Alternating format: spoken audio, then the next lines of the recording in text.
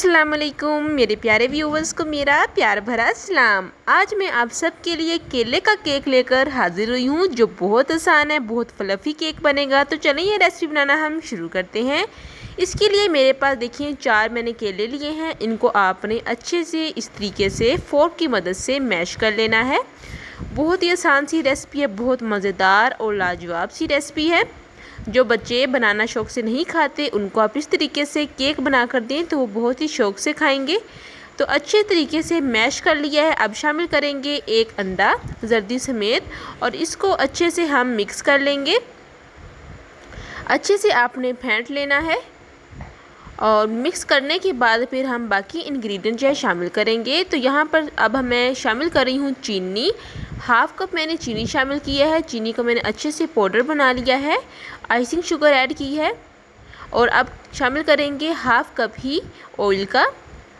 Oil से cake जो बनाते हैं हम वो बहुत ज़्यादा फ्लफ़ी बनता है और बहुत ज़्यादा मॉइस्ट और सॉफ्ट बनता है, तो आप ऑयल का इस्तेमाल कीजिएगा।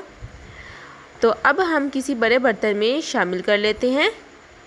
साथ ही इस पॉइंट पर अगर आप मेरे चैनल पर पहली दफ़ा आए हैं तो जल्दी से मेरे चैनल को सब्सक्राइब कर दें, आपका बेहद शुक्रिया। और लाइक करना मत भूलिएगा। रेसिपी अच्छी लगी हो तो कमेंट भी ज़रूर कीजिएगा। अब आपने अच्छे से फेंट लेना है और शामिल करेंगे 1 चम्मच हम वनीला एसेंस का, जिससे अंडे की स्मेल दूर होती है और केक में खुशबू आती है।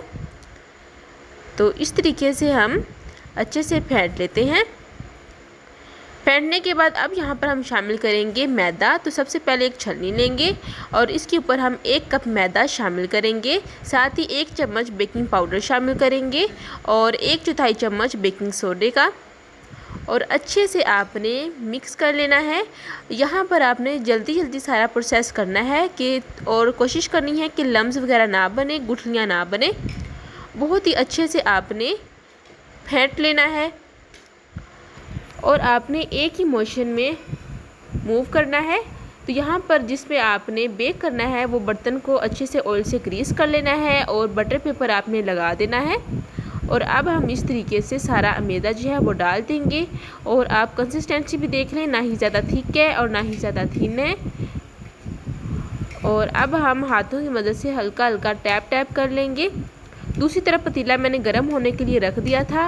अब एक कटोरी रखेंगे उल्टी करके और इस तरीके से कवर कर देंगे लो फ्लेम पर। तकरीबन 45 मिनट बाद केक हमारा तैयार हो चुका है। और अब आपको डिश आउट करके मैं दिखाती हूँ कि केक जो है वो कैसा बना है। बहुत ही फ्लफ़ी बना है। तो देखिए माशाल्लाह से हमारी आज की जो रेसिपी है वो तैयार हो चुकी है। बहुत ही मॉइस्ट केक बना है, बिल्कुल भी नहीं जला।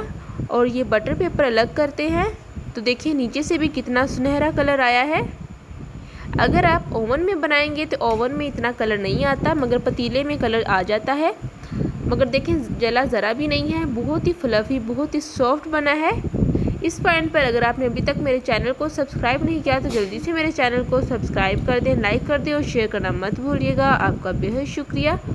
तो अब हम कटिंग कर लेते हैं और ये देखिए अंदर से कितना सॉफ्ट हमारा केक बना है। बहुत ही हेल्दी केक बना है। चलती हूँ, दुआ में याद रखिएगा। फिर मिलूँगी एक नई रेसिपी के साथ। तब तक हफ्सा फरीद को दे इजाज़त। अल्लाह हाफिज़।